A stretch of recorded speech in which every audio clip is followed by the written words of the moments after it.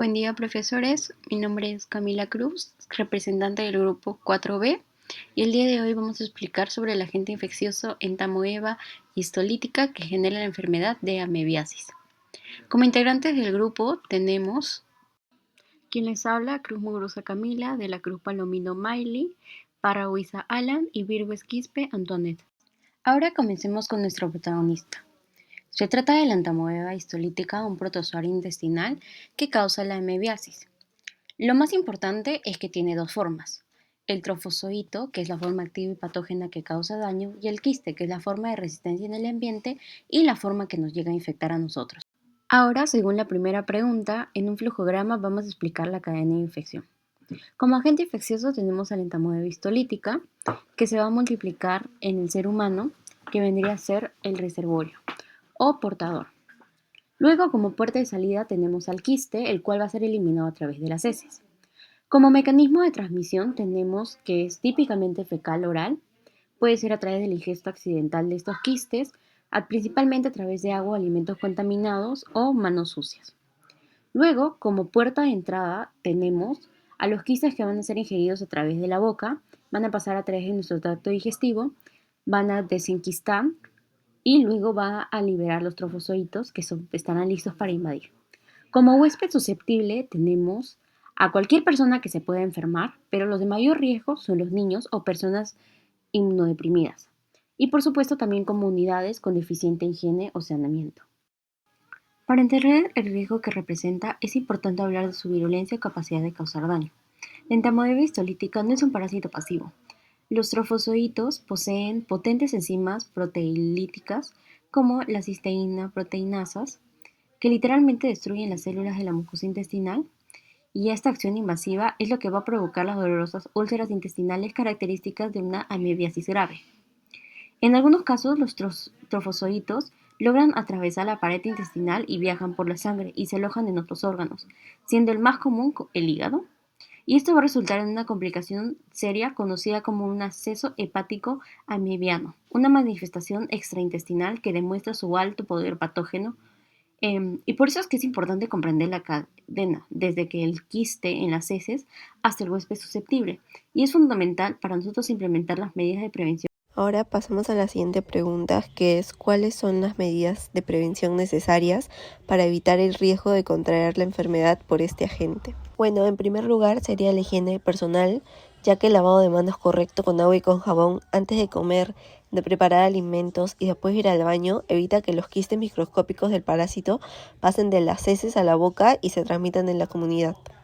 Otra medida clave es consumir agua segura, ya que la amebiasis se transmite sobre todo por agua contaminada, por eso debemos hervirla al menos un minuto antes de beberla, y nunca consumir agua de ríos o sequía sin tratamiento. También debemos cuidar los alimentos, ya que los quistes pueden estar en frutas y verduras, por lo que es necesario lavarlas y desinfectarlas bien. Los alimentos siempre deben consumirse cocidos y debemos evitar lugares con poca higiene, además de protegerlos de insectos. En cuanto al saneamiento básico, la eliminación correcta de excretas es esencial. Esto significa usar baños o servicios higiénicos adecuados, no defecar al aire libre y tratar las aguas residuales para que no se contaminen cultivos. Ahora, hablando de la educación comunitaria, es importante capacitar a la población en hábitos de higiene, en la manipulación segura de alimentos y en la importancia del consumo del agua segura. Las campañas en colegios, mercados y medios comunitarios permiten que más personas tomen conciencia. La educación no solo informa, sino que empodera a la población para romper la cadena de transmisión. Finalmente, en la relación huésped-agente, el ser humano es considerado el primer reservorio de entamoeba histolítica porque porta el parásito en su intestino y lo elimina al ambiente a través de heces en forma de quistes. Estos quistes son muy resistentes y pueden sobrevivir en el agua, en el suelo e incluso en los alimentos durante varios días o semanas. Esto hace que la amebiasis se considere una enfermedad de transmisión fecal-oral, ya que los quistes salen de un huésped infectado y entran a otro huésped sano mediante los factores mencionados anteriormente. Con respecto a la pregunta número 3, ¿cuáles son los principales métodos de diagnóstico y qué muestras se emplean? Como métodos de diagnóstico tenemos el examen coproparasitario seriado, que es el método tradicional para diagnosticar la amebiasis intestinal y tiene como principal objetivo identificar al parásito en sus dos formas, los quistes, que es la forma de resistencia y transmisión del parásito, y los trofozoitos, que es la forma activa que causa la enfermedad. Este método consiste en analizar varias muestras de heces de la misma persona, ya que la liberación de quistes o trofozoitos no ocurre de forma continua. Luego tenemos la prueba de concentración, que es complementario del coproparasitario y se emplea cuando la cantidad de parásitos en una muestra de heces puede ser muy baja o su excreción puede ser intermitente, por lo que al concentrar el material parasitario mediante técnicas de centrifugación aumentan la probabilidad de encontrar quistes o trofozoitos. Después tenemos lo que es la prueba ELISA o prueba de antígenos. Son pruebas inmunológicas donde se utilizan anticuerpos especiales para unirse a los antígenos del parásito, detectando proteínas específicas como la lectina de adhesión que le permite al parásito adherirse a la mucosa intestinal, por lo que en este método se puede diferenciar a la entamoeba histolítica de otras amebas. Después tenemos lo que es la reacción en cadena de la polimerasa o PCR. Esta es una técnica molecular que se utiliza para amplificar el ADN de una sección específica del parásito, haciendo uso de cebadores o primes para marcar la zona exacta del ADN del entamoeba histolítica, y al igual que el método ELISA, este permite diferenciarla de otras amebas. Y por último, tenemos a la serología, que a diferencia de los demás métodos, esta es la única que utiliza una muestra de sangre. Tiene como principal objetivo detectar la presencia de anticuerpos que el cuerpo produce como parte de su respuesta inmune a la infección. Esta prueba es útil para diagnosticar la amebiasis extraintestinal como el absceso hepático.